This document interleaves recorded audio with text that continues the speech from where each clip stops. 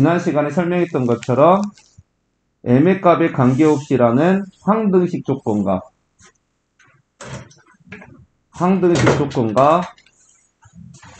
중근을 갖는다라는 근조건 기억납니까? 방정식에서는 누가 1번이다?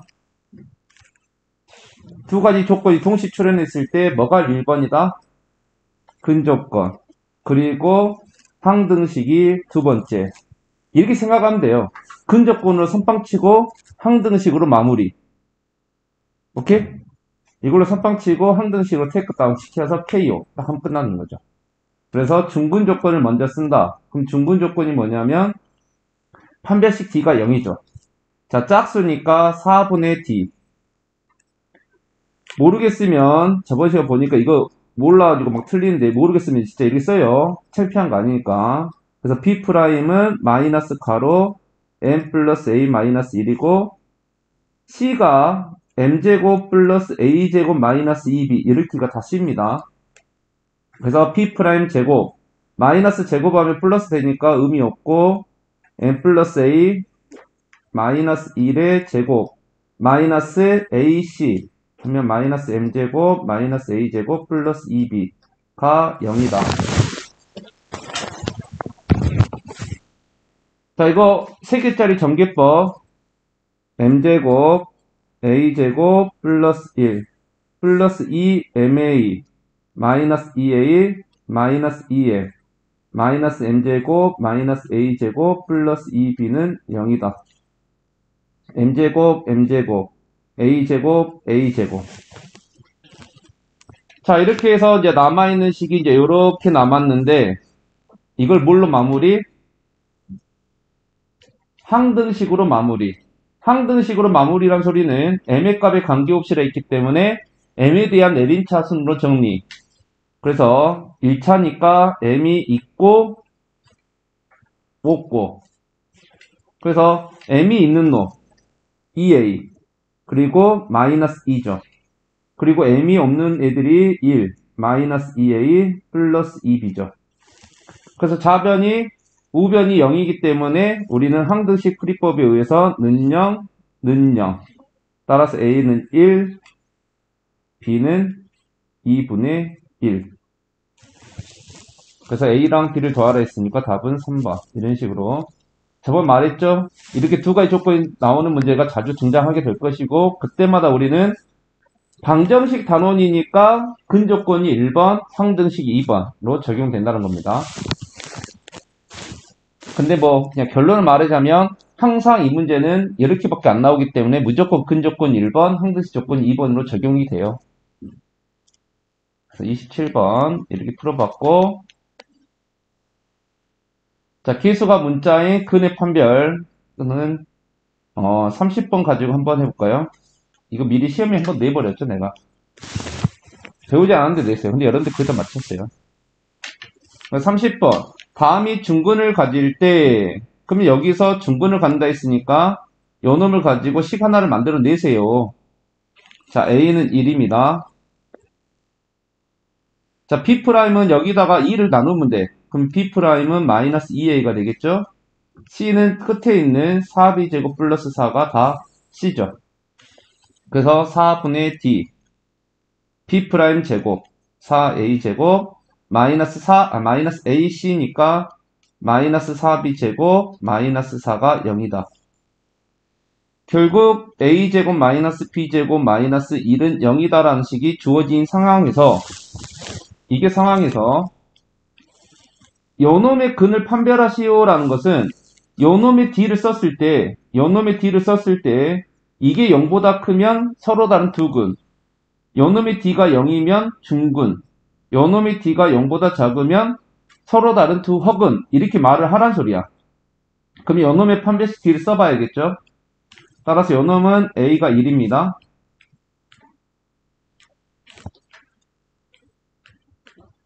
A가 1입니다. 그리고 B'은 2로 나누니까 3A 그리고 C가 9B 플러스 2죠.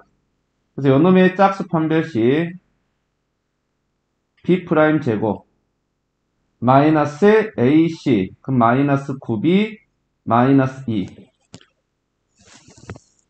선생님 9a제곱 마이너스 9b 마이너스 2가 0보다 큰지 0보다 작은지 0인지 어떻게 할 수 있습니까? 라는 것은 이 식을 이용하라는 거죠.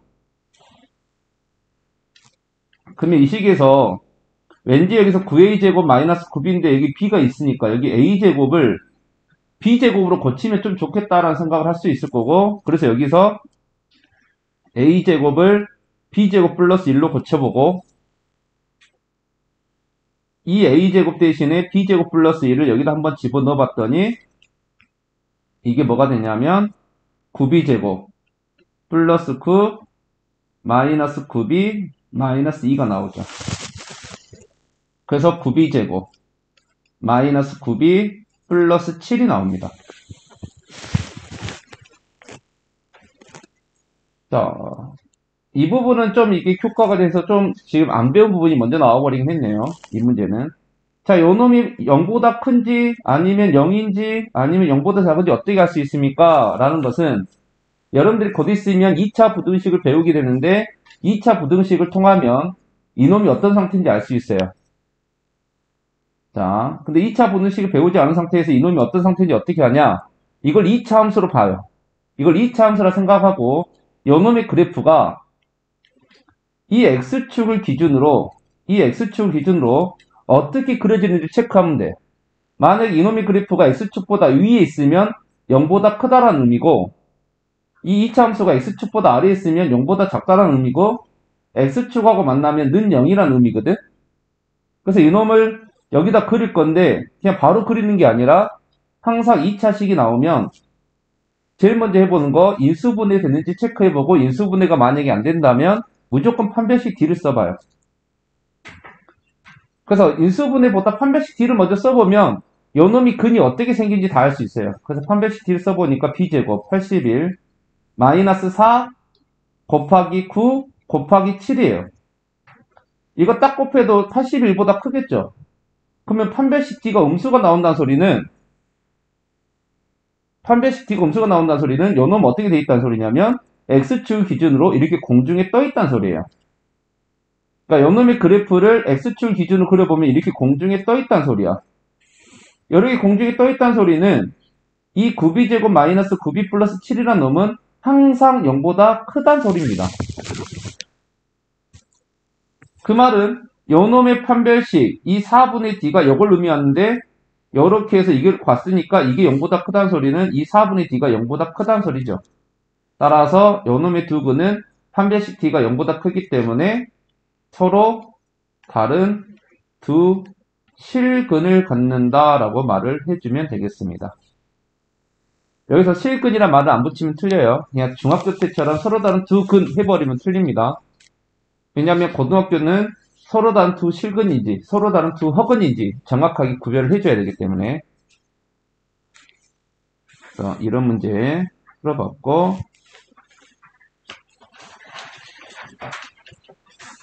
자 31번 한 번 더 풀어보면 이게 뭘 알려준 거예요?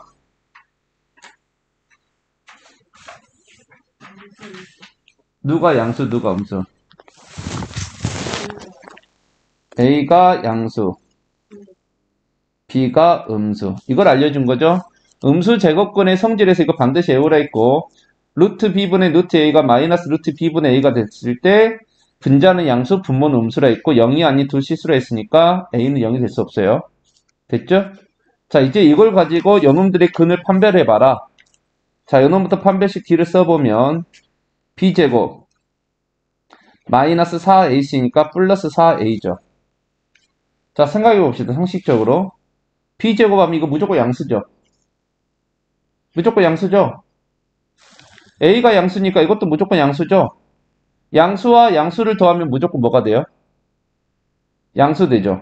그러니까 기억의 판별식 D가 0보다 크니까 기억은 서로 다른 두 식은 갖는 걸 고르라 했으니까 일단 기억은 되겠네요. 이제 니은 B제곱. 자, 니은의 판별식 D를 써보면 B제곱 마이너스 4AC. 자, A제곱 무조건 양수죠. B가 음수면 4B는 음수죠. 그럼 양수와 음수를 더했어요. 양수와 음수를 더하면 항상 0보다 클까요? 모르죠. 양수일 수도 있고 0일 수도 있고 음수일 수도 있죠. 그러니까 니은은 알 수 없음. 이제 마지막 디귿. 자, 짝수네요. 4분의 d를 써봅시다. 그럼 b 프라임 a-b의 제곱 마이너스 ac. 자, 이거 전개해보면 뭐만 나오냐면 마이너스 2ab만 나오죠. 자, 마이너스 2ab. a 양수, b 음수면 ab는 a 양수, b 음수면 ab는 음수. 음수에다가 마이너스 2를 곱했기 때문에 양수. 그래서 디귿도 서로 다른 두 실근을 갖는다. 그래서 답은 3번. 이런 식으로 판별식 뒤에 부호를 가지고 이 방정식이 근이 두 개인지, 그러니까 서로 다른 두 실근인지, 중근인지, 서로 다른 두 허근인지를 알아낼 수 있을 것이다. 라는 유형이었고, 자, 그 다음 유형. 자, 판별식과 삼각형의 단원으로서 이거 세 가지. 자, 어떤 두 개가 같다라고 나오면 우리는 이등변 삼각형이라 말할 수 있겠죠? 세 변의 길이가 모두 같으면 정삼각형이라 말할 수 있겠지? a제곱은 b제곱 플러스 c제곱과 같으면 빗변의 길이가 c인 직각삼각형이 되겠죠? 네 번째, a제곱이 b제곱 플러스 c제곱보다 크면 무슨 삼각형? a제곱이 b제곱 더하기 c제곱보다 크면 무슨 삼각형? 둔각삼각형.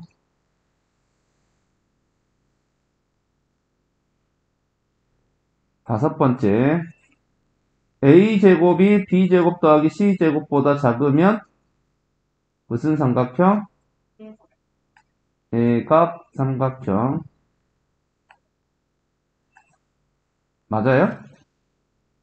5번 맞아요? 진짜 a제곱이 b제곱 더하기 c제곱보다 작으면 대각삼각형 맞아요? 아니죠. 단. 이 조건이 붙어 있으면 돼요. 단. a가 가장 긴 변. 자, 이 말이 있지 않는 이상 a제곱이 b제곱 더하기 c제곱보다 작다 해서 무조건 일각삼각형이라고 말할 수는 없습니다. 아마 중학교 3학년 피타고라스에서 이거 함정으로 많이 나온 문제예요. 이 문구가 있냐 없냐에 따라서 일각삼각형이냐 아니냐를 말할 수 있어요. 자, 이렇게 해서 총 5가지의 삼각형 판별식이 있습니다. 33번을 보면 자, 다음이 중근을 갖는다 했으니까 짝수 판별식 4분의 d b 프라임 제곱 마이너스 ac. 이게 중근을 갖는다 했으니까 는 0. 자, 전개해보니까 a제곱 플러스 2ab 플러스 b제곱 마이너스 2ab 마이너스 c제곱은 0. 플러스 2ab 마이너스 2ab 사라지면서 a제곱 더하기 b제곱은 c제곱이라는 피타고라스가 나왔죠. 그래서 빗변의 길이가 c인 직각삼각형. 이 부분은 뭐 어렵지 않아요. 딱히 문제들이 그렇게 어렵지 않습니다. 그냥 판별식 D 써서 나온 식이 이 5가지 중에 무엇을 요구하는지만 찾아보면 끝나요. 그래서 크게 어려운 부분 아니니까 여러분들 한번 풀어보고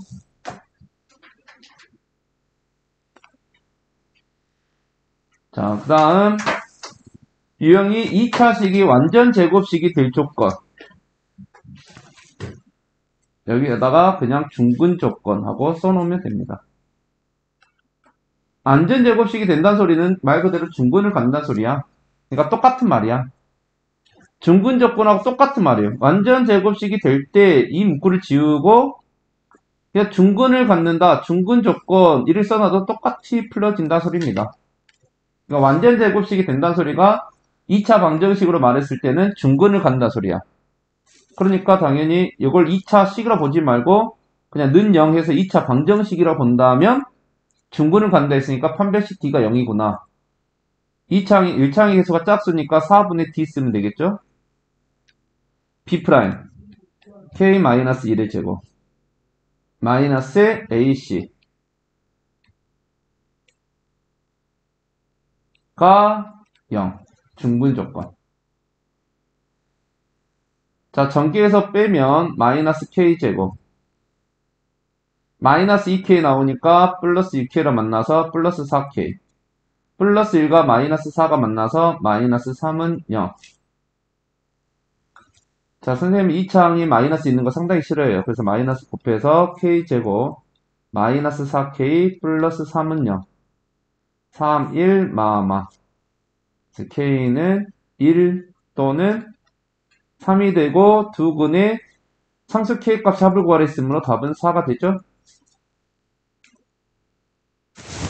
근데 아마 중학교 3학년 때부터 근계수가 좀 몸에 익은 사람은 이 식만 보고도 상수 K값 합을 구하라 했으니까 두근의 합 A분의 C, 아니 마이너스 A분의 B 해서 그냥 답은 4다. 바로 나오는 사람이 있을 겁니다. 분명히. 다 똑같은 문제예요. 여기 봐봐요. K값에 관계없이 완전 제곱식이 된다. 그게 아까 했던 완전 제곱식이 중근 조건이니까 이게 중근 조건. K값에 관계없이 항등식 조건. 또 나오죠? 이런 식으로. 근조건, 항등식 조건. 근조건으로 식 세우고 항등식으로 마무리. 여러분들 해봐요. 39번은 완전 제곱식이 된다 말 문구 대신에 이런 식으로 인수분해가 된다라는 건데 우리 이걸 뭐라 불러요? 이걸 뭐라 불러? 그치? 이걸 완전 제곱식이라 부르잖아. 그러니까 다음이 완전 제곱식으로 된다. 뭐야? 중근 조건. 판별식 D는 0이다. 라는 문제하고 똑같은 문제라는 거죠. 오케이? 여러분들 풀어보고 자, 이제 대망의 판별식을 지나서 이제 근계수입니다. 근계수. 2차 방정식의 두 근이 어쩌고 저쩌고 주어지면 두 근이 어쩌고 저쩌고 주어지면 이 두 근이 꼭 숫자로 주어지지 않고 이렇게 문자로 주어지더라도 일단 2차 방정식의 두 근이 이렇게 시작하면 저번에 말한 게 2차 방정식의 한 근이 이렇게 시작하는 문제가 있고 2차 방정식의 두 근이 이렇게 시작하는 문제가 있다는 겁니다. 2차 방정식의 한 근이 이렇게 시작하는 문제는 이 한 근을 반드시 대입하라 문제고 2차 방정식의 두 근이 이렇게 시작하는 문제는 99.9% 근계수를 써라. 내가 100%를 안 하는 것은 근계수를 쓰지 않은 문제도 분명히 있긴 있어요. 근데 대체적으로 근계수를 많이 쓰더라. 일단 우선시 하자라는 거죠. 오케이? 근데 이 한 근이 주어진 문제에서 대입 말고 근계수를 푸는 것도 있어요. 어떤 경우냐면 자 여기서 A의 조항 어떨 때 편례근이 존재할 때는 이땐 대입이 아닙니다. 편례근이 존재한다는 것은 말 그대로 한 근을 줬는데 편례근까지 하면 몇 개의 근이 주어진 거야? 2개의 근. 그러니까 이거는 근계수 문제지. 편례근 존재할 때는 근계수를 쓰라는 소리예요. 이런 식으로 2차 방정식 문제를 자기만의 어떤 문구로 딱 정립을 시켜놔버리면 절대 안 흔들려. 그러니까 이 40번 문제를 이렇게 딱 정립해놔버리면 다음 두 근이 근계수 문제네? 그러면 일단 나도 모르게 하고 있는 거야. 알파 플러스 베타가 3이고 알파 베타가 1이구나. 차는 문제 보면서 선택적으로 하면 돼요. 근데 여기서 차도 할 수 있어요. 연습 삼 해본다면 두 근은 차의 절대값이야. 왜 절대값이냐면 알파가 큰지 베타 큰지 알 수 없는 상태니까 그냥 두 근 차의 절대값이라 해놓고 절대값 A분의니까 A가 1이니까 1분의 루트 이 안에 들어가는 게 뭔지 아니? D야 D. 방금까지 우리가 연습했던 B제곱 마이너스 4AC. 그래서 B제곱 마이너스 4AC 하니까 루트 5. 그래서 두 근의 차도 구한 다음에 루트 5가 두 근의 차입니다. 자, 또 하나 설명해 줄까요? 이 두 근의 차가 의미하는 게 또 뭔지 아니? 이게 기하적으로 의미하면 이걸 기하적으로 의미한다는 소리는 무슨 소리냐면 도형적으로 접근했을 때 기하적으로 접근하면 이 두 근의 차가 결국 뭘 의미하냐면 2차 함수가 x축과 만나는 두 점 사이의 거리를 의미해요. 이 두 근의 차가 기하적으로 접근하면 결국 뭘 의미하냐면 2차 함수가 x축과 만나는 두 점 사이 거리. 그래서 나중에 이런 문제 나올 거거든. 2차 함수에서. 요렇게 2차 함수에서 x축이 있고 2차 함수가 이렇게 돼가지고 x축과 두 점에서 만납니다. 그래서 알파 베타를 놓고 이 두 점 사이 거리가 4네요. 이 4가 뭘 의미하냐면 두 근의 차가 쌓였다는 소리야. 이런 식으로 두 근의 차는 기하적으로 접근도 가능하기 때문에 꼭 알아두면 좋습니다. 이 문제는 어쨌든 이제 1번, 2번을 이용해서 딱 보니까 시연이가 말해볼까요? 알파 세제곱 더하기 베타 세제곱은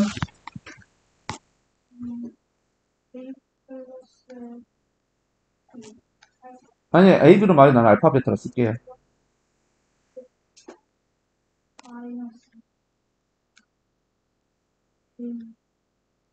마이너스 3AB 제곱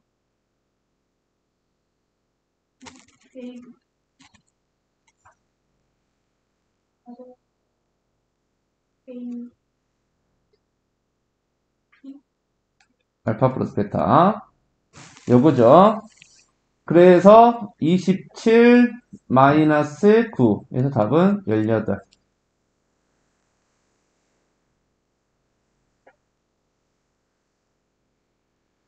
그럼 밑에 보면 뭐 나왔네요. 투근의 차공식. 그래서 41번은 바로 투근의 차공식을 한번 써봐라 라는 문제겠네요.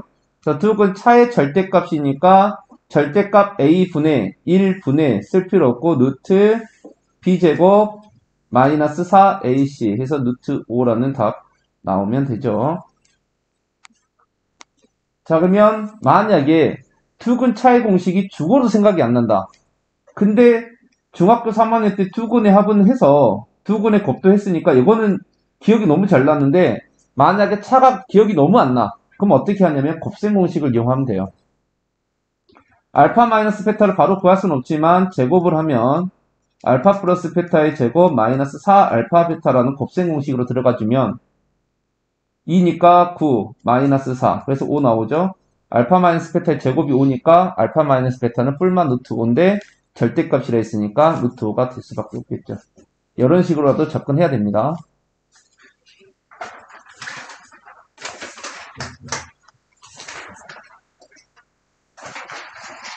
자, 42번 2차 방정식의 두 근이 나왔으니까 바로 a 플러스 b는 9 a, b는 16 차는 거의 선택적으로 써먹기 때문에 거의 곱으로 거의 문제 끝냅니다. 선생님 그런데 루트 a 더하기 루트 b를 구하라는데요. 내가 어제 12시라고 문자 보냈는데. 12시에요? 12시 반 아니었어요? 문자 좀 이거 듣다가 앉아서 비슷해요. 자, 루트 a 더하기 루트 b. 근데 우리는 a 플러스 b하고 ab를 알아. 근데 여기 루트 a 더하기 루트 b래. 어떻게 하면 돼요? 바로는 못 구해요. 그죠? 그렇지만 루트 a랑 루트 b를 뭐 하면?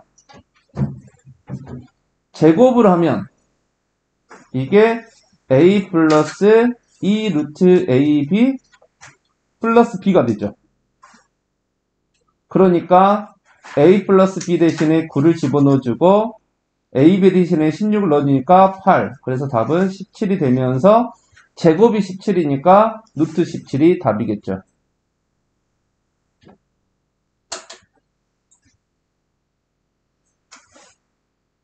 됐죠? 그러니까 루트 a 더하기 루트 b를 바로 구할 수는 없기 때문에 제곱이란 걸 이용해서 이 정도는 솔직히 말하면 그냥 센스예요. 센스.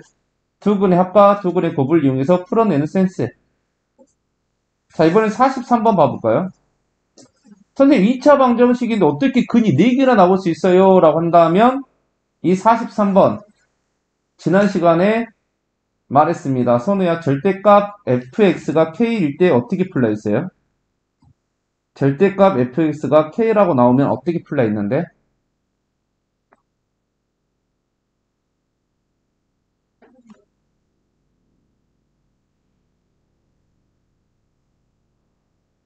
세인아, 어떻게 풀려 있어요?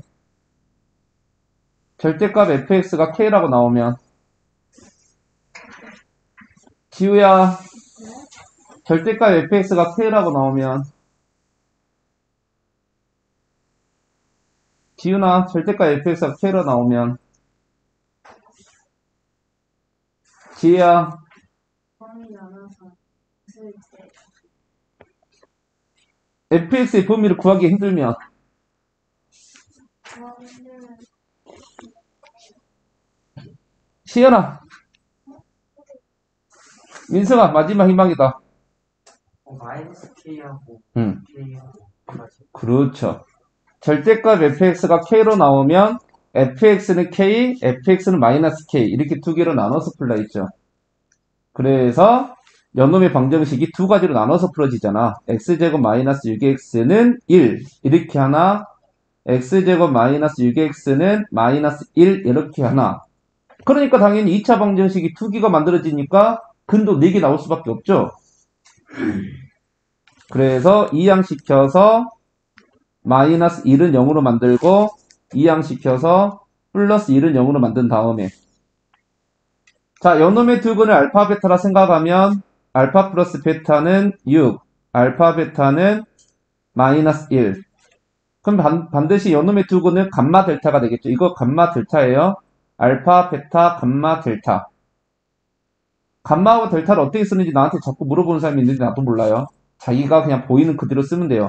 R처럼 비슷하게 생겼잖아. 나도 R처럼 써요. 요거는 돼지 꼬리처럼 생겼잖아. 그래서 그냥 돼지 꼬리처럼 써요. 그래서 감마 플러스 델타는 6. 감마 곱하기 델타는 1. 이렇게 되겠죠? 자, 이거 둘이 통분하면 알파 베타분의 알파 플러스 베타 되죠? 그리고 요거 둘이 통분하면 감마 델타분의 감마 플러스 델타가 되죠. 그래서 대입해주면 답은 빵. 마이너스 6 더하기 플러스 6이니까. 그죠? 자, 이런 문제. 반드시 기억해요. 절대값 fx가 k라고 나오면 지의 말대로 이 fx의 범위를 나눠서 푸는 건 이게 정석적이 맞아요. 근데 이 fx의 범위를 너무 하나씩 구하기가 너무 짜증날 때는 바로 풀어버려야 돼. fx는 뿔막 k 이런 식으로. 알겠죠? 솔직히 요놈은 x제곱 마이너스 6x니까 요놈의 범위를 구하는 데 있어서 별로 그렇게 짜증나지는 않아요. 그런데 그렇게 푸는 것보다는 상수로 나왔을 때는 뿔막 k로 푸는 게 훨씬 빠르니까 이렇게 풀면 되겠습니다. 알겠죠? 자, 44번.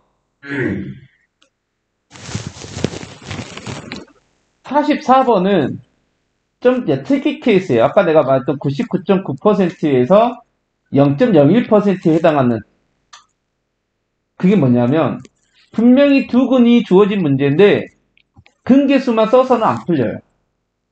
근데 이 정도는 여러분들 딱 보면 요거 딱 보면 요거 지금 뭐 하고 있는 것 같은데 라는 생각을 충분히 할 수 있어야 돼요. 요걸 지금 이 모양을 딱 보면 여기에다가 이 두 근 중에 알파, 베타 중에 알파를 뭐 해 놓은 거죠?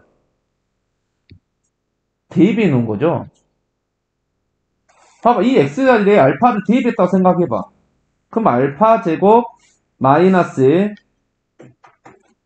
4a 마이너스 1 알파 플러스 2는 0인데 이 알파를 분배시켜보면 알파 제곱 마이너스 4a 알파 플러스 알파 플러스 2는 0이란 모양이 나오죠. 그럼 봐봐. 여기에서 알파 제곱 마이너스 4a 알파 플러스 2 알파 제곱 마이너스 4a 알파 플러스 2 요 놈만 이쪽으로 이항시키면 그럼 결국 요놈은 뭘 말하고 있었다? 요놈이 말하고 있었던 건 뭐다? 마이너스 마이너스 알파다. 그럼 그런 방법으로 해본다면 똑같은 꼴이니까 이건 뭐였을 것이다? 마이너스 베타였을 것이다. 그럼 결국은 이놈이 물어보고자 하는 값은 그냥 알파 베타가 얼마입니까? 라고 물어보고 있었던 거지. 그래서 이제 근계수를 이용해서 알파 베타 2분의 곱 a분의 c 해서 답은 2. 그러니까 이런 식의 문제가 0.01%에 해당하죠. 자주 등장하지 않지만 나왔을 때는 안 풀어보면 상당히 이거 모르는 문제가 돼버려요. 이거 다 전개하고 있을 거니까. 그죠? 자, 이 44번을 조금 더 어렵게 하면 이제 45번, 46번 이런 패턴이 됩니다. 일부러 이 패턴이 좀 어려워서 문제수가 좀 많이 나오고 있어요. 자, 45번을 보면 방금 44번은 그래도 보였다 이거야. 알파 제곱 마이너스 4a 알파 플러스 2가 알파를 대입하면 나온 것처럼 보였네 해서 보였단 말이지. 근데 45번은 안 보여. 뜬금없이 a 세제곱 플러스 2b야. 근데 두근이 ab라 주어졌어. 그럼 선생님 분명히 두근이 주어지면 큰 개수라 했으니까 a 플러스 b는 마이너스 1이고 ab는 마이너스 1인데 이걸 써먹어야 될 것 같은데 a 세제곱 플러스 2b니까 아무리 봐도 이걸 못 써먹어. 근데 위에 문제도 봐봐요. 결국은 마무리는 뭐였냐면 두근이 주어졌으니까 마무리는 큰 개수는 맞아요. 그죠? 무조건 두근이 주어지면 큰 개수는 무조건 써먹습니다. 근데 그걸 직접적으로 대놓고 써먹냐? 아니면 이 44번이나 45번처럼 나중에 써먹냐? 그만 45번은 뭔가 이 a세제곱 플러스 2b를 바꿔치기 하란 소리야. 그럼 어떻게 바꿔치기를 할까? 그때 해볼 수 있는 생각은 딱 하나밖에 없어요. 근이라는 것은 근의 기본 임무가 뭐냐면 기본적인 임무가 결국 근을 대입하라야. 근이란 건 x값이니까 결국은 대입해라. 이게 원래는 근의 진짜 주 목적입니다. 그러면 근이 ab로 주어졌다는 것은 뭔지는 모르지만 여기다가 ab를 대입할 수 있다는 소리야. 그래서 a제곱 플러스 a 마이너스 1은 0이다. 이게 기본 식이야. 근데 여기 a 세제곱인데 여기다가 a 곱하면 a 세제곱 나오잖아. 그래서 여기다가 a 곱해봐요. 그럼 a 세제곱 플러스 a 제곱 마이너스 a는 0이잖아. 그래서 a 세제곱을 마이너스 a 제곱 플러스 a로 고쳐서 이 a 세제곱 대신에 요놈을 쓴다고 생각해 봅시다. 요놈을 여기다 쓴다라고 생각해 보자. 그래서 이 식을 바꿔내면 이제 이 식이 어떻게 나오냐면 이렇게 나오겠죠. 마이너스 a 제곱 플러스 a 플러스 2b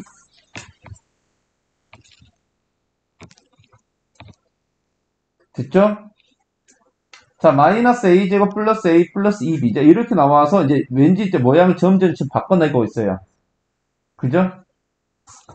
자, 이 2b란 소리는 b가 두 개 있다는 소리 아니야?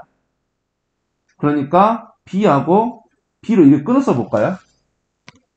2b란 건 b가 두 개 있다는 소리니까.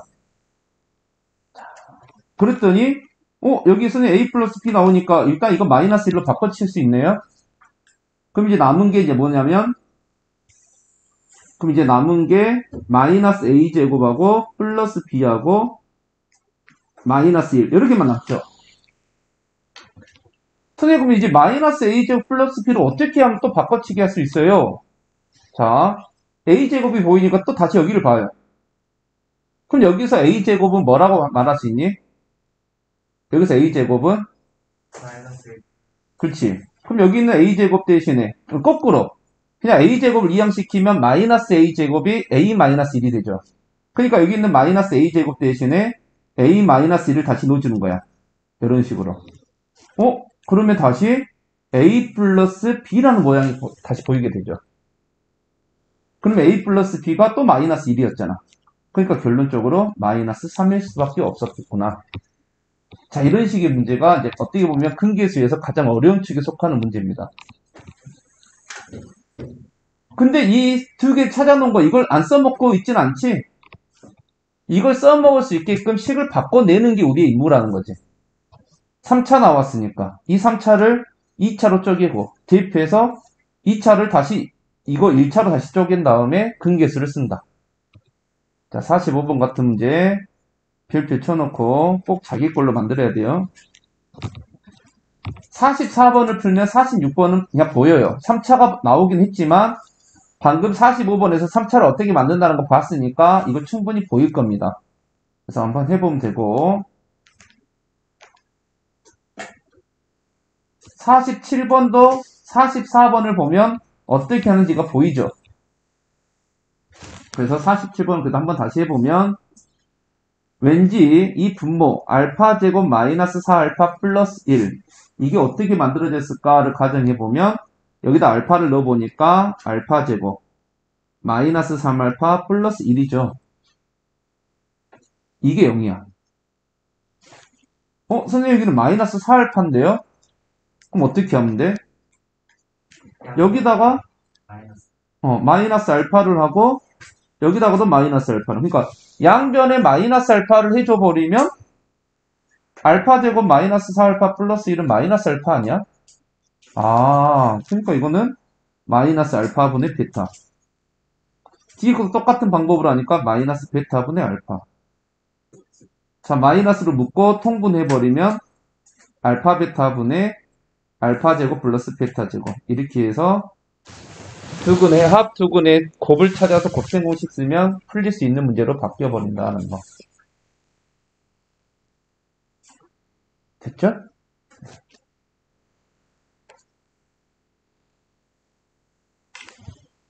그 다음 48번. 자, 48번은 이제 개인적으로 이제 시간을 두고 여러분들한테 한 명씩 이거 어떻게 푸냐라고 이제 물어보고 싶은 문제이기도 해요. 48번. 지혜 어떻게 풀 것 같아?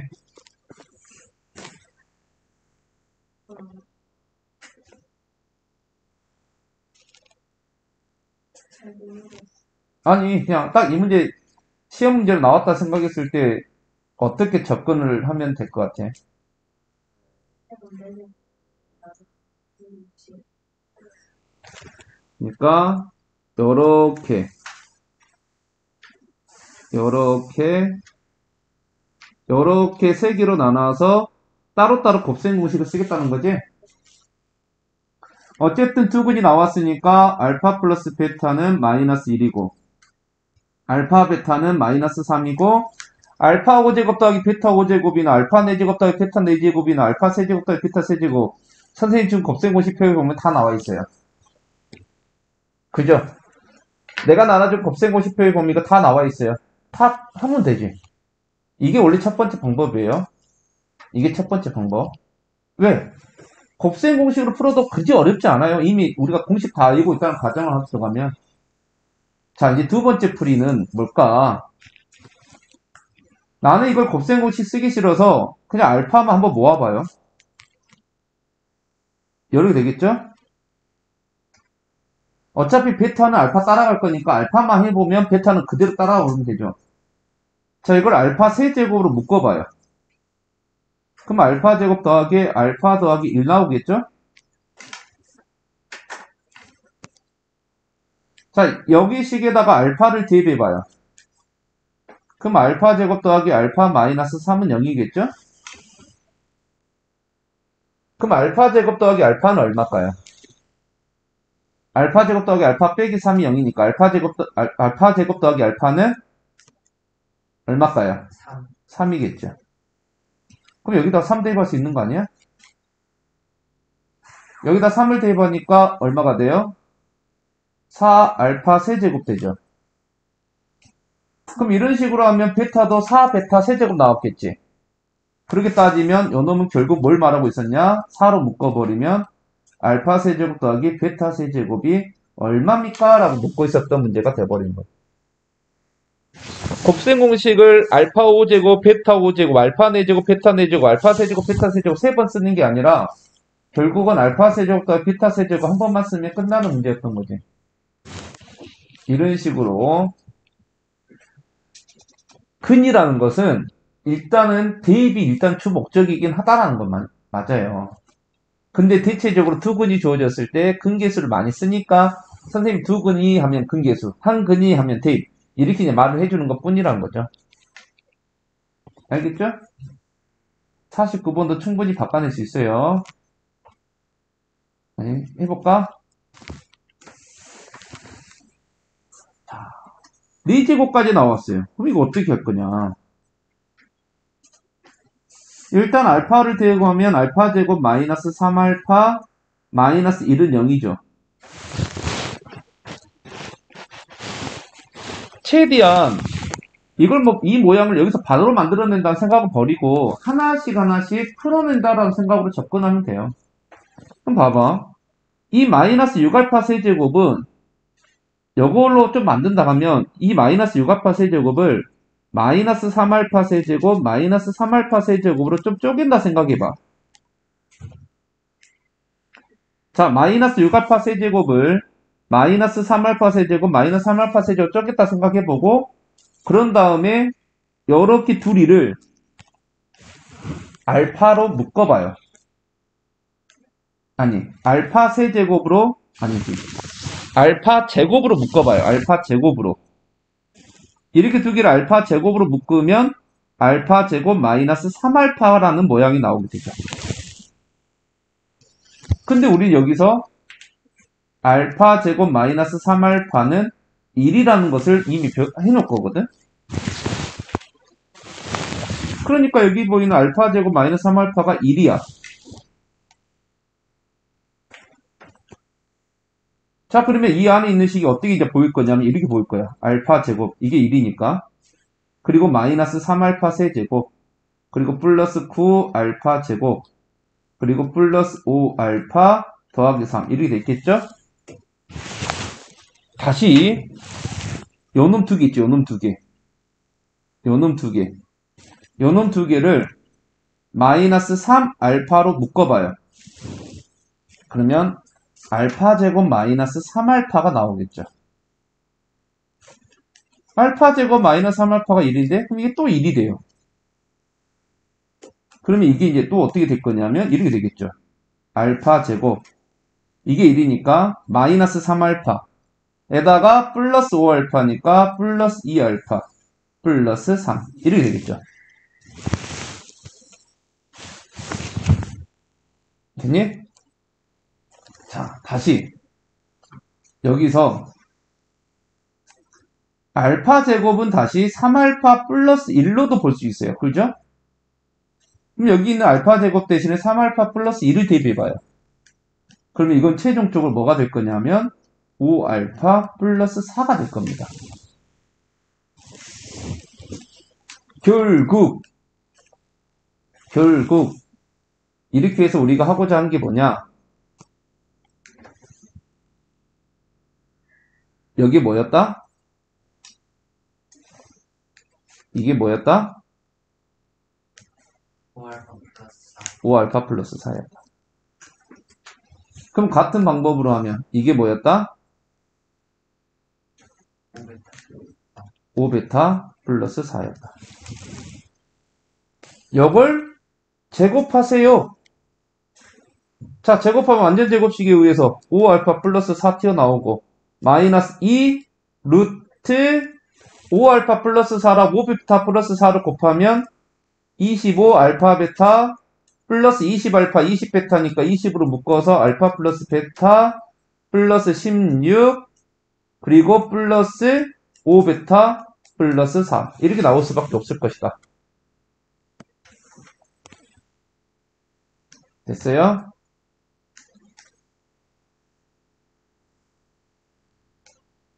그러면 정리해보면 5로 묶어서 알파 플러스 베타 플러스 8 되죠? 그럼 마이너스 2 루트 자 그래서 여기서 이제 알파 플러스 베타가 3이고 알파 베타가 마이너스 1임을 들어가죠. 마이너스 1 들어가고 3 들어갑니다. 그럼 마이너스 25에다 60 35 16도 하니까 51 그리고 여기에 3 들어가니까 15 23 마이너스 2 루트 51. 1번. 이렇게 되겠죠.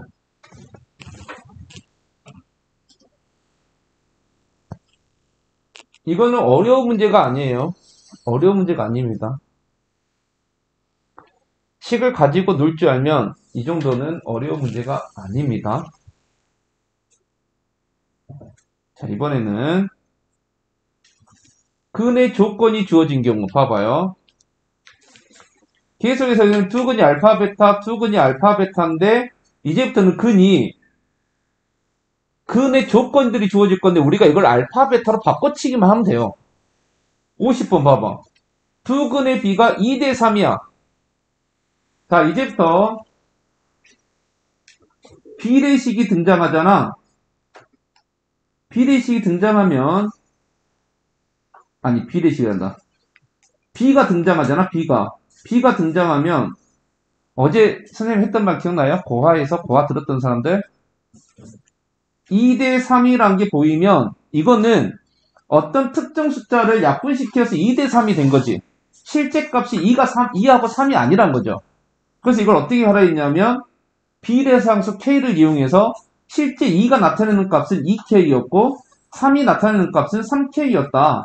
그래서 실제 값은 2K, 실제 값은 3K였다라고 해서 비례상수를 이용해서 이제부터는 B를 무조건 바꿔치기 하라 했어요. 그죠? 그래서 앞으로 여러분들 이제 A 대 B랑 B가 나오잖아. 그러면 내한 거, 외한 거 막 이렇게 쓰려고 해도 되지만 그걸 쓰지 말고 그냥 비례상수를 이용해서 실제 값으로 바꿔버리는 거야. AK, BK 이런 식으로. 자, 두 근의 B가 2대 3이에요. 그러면 진짜 두 근이 2하고 3이지? 아니라는 거지. 두 근이 2하고 3일 수도 있지만 뭐하고 뭐일 수도 있어요? 4하고 6일 수도 있어요. 10하고 15일 수도 있어요. 왜? 어차피 약분하면 다 2대 3 되니까. 그럼 실제 값은 얼마였을까요? 그걸 모르기 때문에 우리는 이제 이 B에서는 항상 이제 뭐가 존재하냐면 비례 상수라는 게 이제 존재합니다. 그래서 비례 상수를 보통 K로 놓고 있기 때문에 이 비례 상수가 뭐냐면 얼마를 약분시켜서 2대 3이 됐을까요? 그 K란 거야. 그래서 이놈을 다시 실제 값으로 바꾸려면 여기다가 KK를 곱해버리는 거야. 그럼 결국 뭐가 되는 거냐면 두 근이 2K 여기 K가 있어요. 이미 K를 이게 승점하고 있으니까 다른 문자 써야겠죠? 2A, 3A 였다는 거죠. 두 근이 2A하고 3A였구나. 두 근 나왔어요? 나왔죠, 두 근? 근계수 1. 두 근의 합 5A는 마이너스 A분의 B K 플러스 1. 식 하나 나왔죠? 두 근의 곱 6A 제곱은 A분의 C K 식 또 나왔죠? 미지수 몇 개? 식 몇 개? 2개. 여러분들 미지수 개수랑 식 개수 같으면 연립방정식 죽었다 깨어나도 무조건 풀어내야 돼요. 요거는 쉽죠? 그냥 K 대신에 6A 제곱 넣으면 되니까. 그래서 6A 제곱 5A 2양 하니까 마이너스 5A 플러스 1은 0. 3, 2, 1, 1, 마마. A는 3분의 1 또는 2분의 1. A가 3분의 1일 때 집어넣어서 K 구하고 A가 2분의 1일 때 집어넣어서 K 구하면 K도 두 개가 나오죠. 그 K들의 곱을 구하라 했으니까 충분히 답 구할 수 있을 겁니다.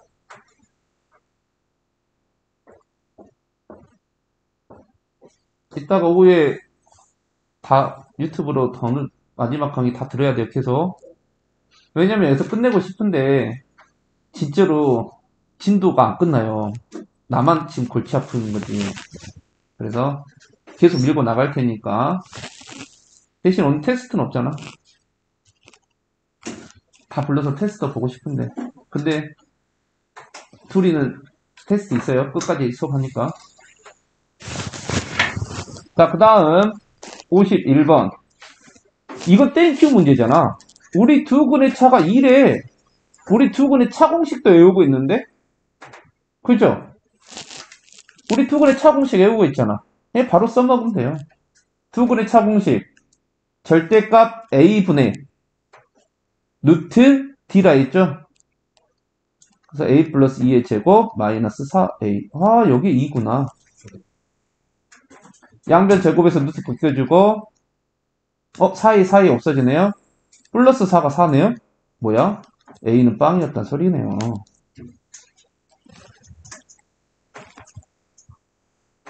자, 두근의 차가 나오면 이렇게 두근의 차 공식 써서 바로 끝내버립시다. 중간에 차공식이 뭐라고? 거기 있어요.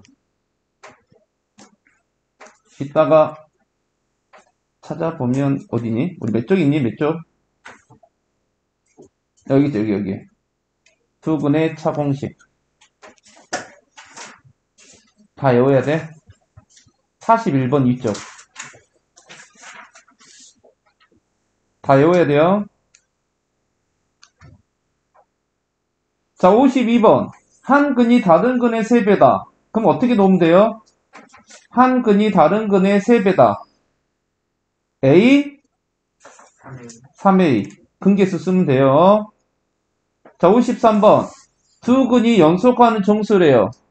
한 근이 A이면 또 다른 근은 A 플러스 A 플러스 1. 근계수 쓰면 돼요. 자, 54번. 두 실근의 절대값이 같고 부호가 서로 다를 때 한 근이 A이면 마이너스 마이너스 A란 소리 아니야? 자, 해볼까요? 두 근 잡혔죠? 자, 두 근이 잡히면 99.9% 근계수 두 근의 합 빵은 두 근의 합이 빵이에요. 마이너스 A분의 B 마이너스 K제곱 플러스 2K 플러스 3. 자, 시간 하나 나왔죠? 두 번째. 두 근의 곱 마이너스 A제곱은 3K 마이너스 3K 플러스 5죠. 근데 봐봐요. 실수 K값 구하랬는데 여기 이 방정식 풀면 K값 구할 수 있어요? 이 방정식 풀면 K값 구할 수 있죠? 몇 개 구할 수 있어요? 2개. 근데 실수 K값 구하라 했죠? 솔직히 실수 K값 구할 때 K가 2개 나와서 뭐 또는 뭐 해도 돼요? 근데 그것만 하고 넘어갔다 이거 틀릴 겁니다. 왠지 그 이유를 한번 볼까요? 이거 풀면 K는 뭐 또는 뭐 나오죠? 3 또는 마이너스 1이죠? 이걸 반드시 여기다 해봐야 돼요. 여기다 해봐야 돼요. 그래서 봐봐. 뭘 체크하면 되냐면 이걸 체크하면 돼요. 여기가 지금 현재 뭐죠? 무슨 상태죠? 음수 상태죠. A제곱에다 마이너스 붙여버리면 이거 무조건 음수 아니야? 그치? 네. 근데 만약에 여기에서 양수의 값이 나와버리면 같을 수 있어? 없죠. K-1 넣어봐요. 이거 양수 나와버려요. K는 마이너스 1이 절대 될 수가 없다는 소리야. 이렇게 해서 K를 골라내면 됩니다. 3 집어넣으면 되겠죠? 그래서 K값 구하랬으니까 답은 3. 됐죠? 자, 55번은 이제 좀 더 어려워요. 아까 50번 문제를 업그레이드 시킨 게 55번입니다.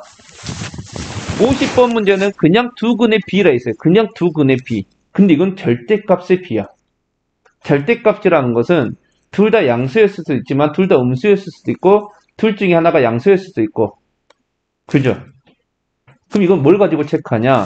자, 두 근의 절대값 B가 나왔을 때는 이게 둘 다 양수인지 둘 다 음수인지 아니면 둘 다 부호가 서로 달랐던지 우리가 어떻게 체크하냐? 여기를 보면 체크할 수 있어요.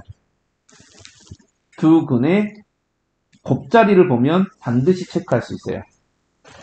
그래서 두 근의 절대값 B가 주어졌을 때는 일단 곱자리를 먼저 봐봐요. 두 근의 곱 해봐요. 마이너스 4. 마이너스 40. 그 말은 뭐야? 둘이를 곱했는데 마이너스 나온 거야. 둘 중 하나는 음수, 양수였다.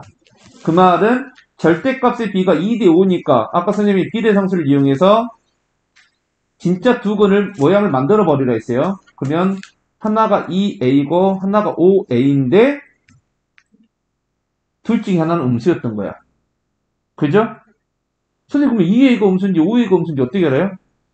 그건 몰라요. 그건 상관없어요. 왜? 내가 여기다 마이너스 해놓고 만약에 A가 양수가 나오면 이게 음수고 이게 양수였던 거고 A가 음수가 나오면 이게 양수고 이게 음수였던 거야. 그것까지 우리가 신경 쓸 필요는 없죠. 그래서 둘 중에 하나만 마이너스 해놓고 이제 시작하면 돼요. 1.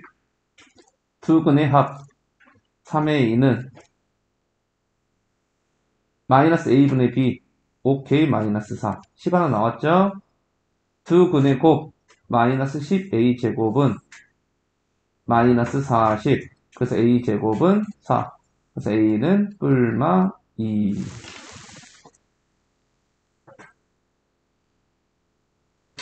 그래서 A가 2라면 6은 5K-4가 돼서 K는 2 A가 마이너스 2라면 마이너스 6은 5K-4가 돼서 K는 마이너스 5분의 2 그래서 K 값을 모두 구하시로 했으니까 2 또는 마이너스 5분의 2가 되겠죠.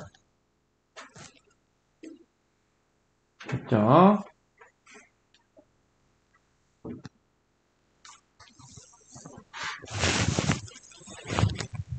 자, 이제는 두근의 관계식이 주어진대요. 여기 봐봐요. 두근의 절대값, 아니, 제곱의 합이면 이거 뭐야? 근계수. 일단 두근이 알파, 베타 나왔으니까 알파 플러스 베타는 K-1, 알파, 베타는 2K 플러스 1. 문제에 나와 있는 조건들 무조건 함부로 넘기면 안 돼요. 알파 플러스 베타가 0보다 작다. 이게 0보다 작다? 그 말은 K가 뭔지는 모르지만 1보다 작은 것만 K라네요. 아, 분명히 이따가 풀면 K가 한 개가 아니라 두 개가 나온 것 같구나. 근데 그 중에 1보다 작은 K를 선택하라는 소리구나 라고 생각할 수 있겠죠? 이제 이걸 딱 보니까 요거 놈은 알파 플러스 베타의 제곱 마이너스 2알파 베타인데 집어넣어주면 K-1의 제곱 마이너스 2K 플러스 1인데 진짜 K에 대한 2차 방정식 만들어지죠. 마이너스 2K 마이너스 4K니까 마이너스 6K 플러스 1 마이너스 2니까 마이너스 1은 는 6 6 이항시키니까 마7은 빵 7, 1, 마플 그래서 K는 7 또는 마이너스 1. 근데 K는 1보다 작다 했으니까 마이너스 1 이렇게 근계수 문제가 엄청나요. 그죠? 계속 근계수 문제만 풀고 있잖아. 57번 두 개 차 나왔잖아. 차공식 쓰면 돼요. 58번 이거 전개하면 돼요. 59번 볼까요? 이번에 또 절대값의 합이네. 자, 아까 이 루트 A 더하기 루트 B도 한번 풀었잖아. 이번에는 또 절대값 A 더하기 절대값 B를 또 풀라네. 봐봐요. 루트를 풀 수 있는 방법은 제곱을 시켜야 이게 딱 A로 튀어나오지. 그래서 아까 우리가 이것을 그냥 제곱을 통해서 구했다는 거 기억나죠? 자, 절대값도 어떤 성질이 있냐면 절대값 이런 성질이 있어요. 그냥 제곱한 거하고 절대값 A를 제곱한 것은 똑같습니다. 이거 똑같아요. A제곱하고 절대값 A제곱은 똑같은 거야. 그러면 절대값 A로 보는 게 편해? 아니면 이걸 제곱시켜서 절대값을 없앤 다음에 보는 게 편하겠어요? 그죠? 없앤 다음에 보는 게 편하겠지. 그러니까 이 문제도 이거 제곱하란 소리야. 제곱하면 이렇게 돼요. 절대값 A제곱은 그냥 A제곱 돼버려. 그리고 플러스 2 절대값. 절대값 A하고 절대값 B하고 곱하면 뭐가 될까요? 절대값 AB 되겠죠? 그리고 B제곱 되겠지.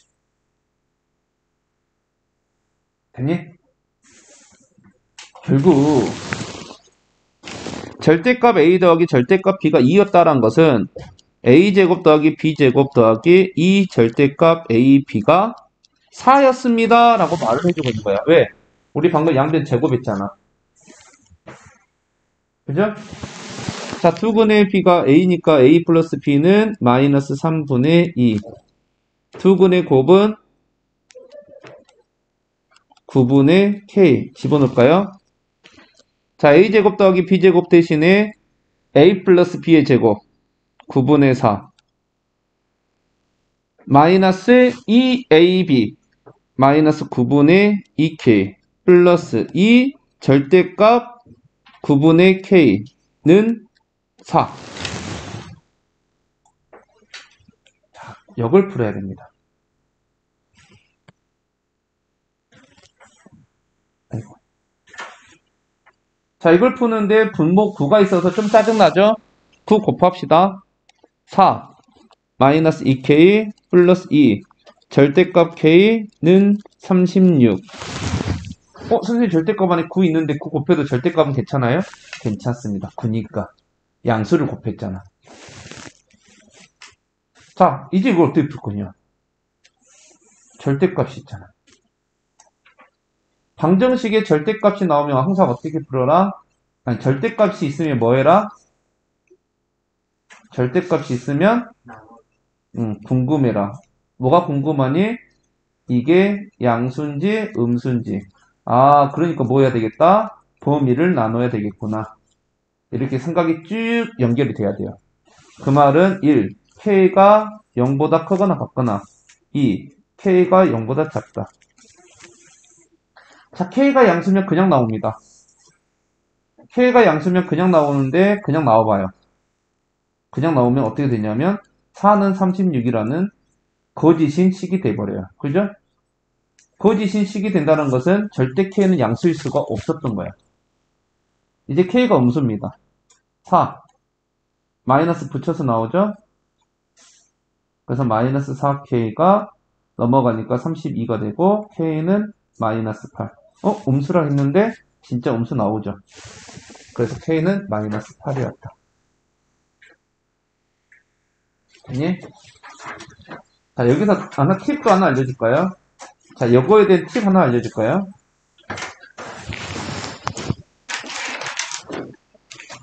우리 이런 문제 풀었어요. x제곱 플러스 여기까지 좀 보고 가요. 4 절대값 x 플러스 3은 0이라는 이 방정식 이런 비슷한 거 풀었어요. 그때 어떻게 풀라 했냐면 절대값이 나오니까 x가 양수일 때랑 x가 음수일 때 쪼개서 풀라 했어요. 근데 봐봐요. 이 팁을 이용하면 이 x제곱이 뭘로 보이냐면 내 눈에는 절대값 x제곱으로 보여요. 내 눈에는. 그럼 뭔지 알아요? 절대값 x를 잠깐만 내가 t로 치환하면 이 식은 t제곱 플러스 4t 플러스 3은 되고, 자, 여기를 마이너스로 고칠게요.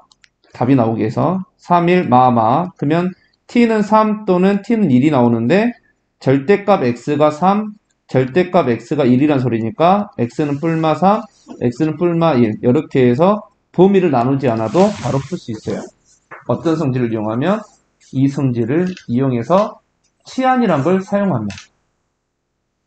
그래서 대부분 문제는 이 절대값 x제곱에다가 절대값을 안 줘요. 일부러. 아는 사람만 이렇게 푸세요라고. 알겠죠?